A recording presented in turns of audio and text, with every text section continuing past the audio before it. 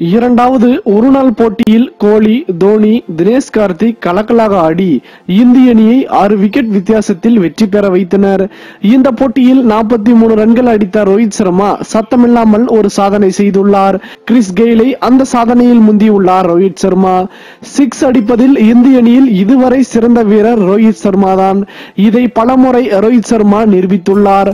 Australia ஒருநாள் தொடரிலும் sixer அடித்து பட்டியை கிளப்பி வருகிறார்.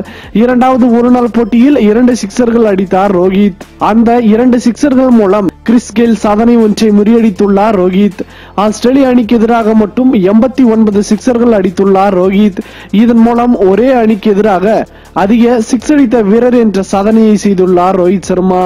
முன்பு கிறிஸ் கெயில் இங்கிலாந்து அணிக்கு எதிராக 88 சிக்ஸர்கள் அடித்து இருந்ததே அதிகமாக இருந்தது. அதை முறியடித்துள்ள இந்தியாவின் ரோஹித் சர்மா 89 சிக்ஸர்களுடன் முதலிடத்தை பிடித்துள்ளார். ரோஹித் சர்மா தற்போது ஒருநாள் போட்டிகளில் 210 சிக்ஸர்கள் அடித்துள்ளார். மேலும் ஒருநாள் போட்டிகளில் அதிக சிக்ஸர்கள் அடித்த பட்டியலில் 5ஆம் இடத்தில் இருக்கிறார் ரோஹித் சர்மா. தோனியை முந்தி 4ஆம் இடத்தை பிடிக்க ரோஹித்துக்கு இன்னும் 10 சிக்ஸர்கள் தேவை.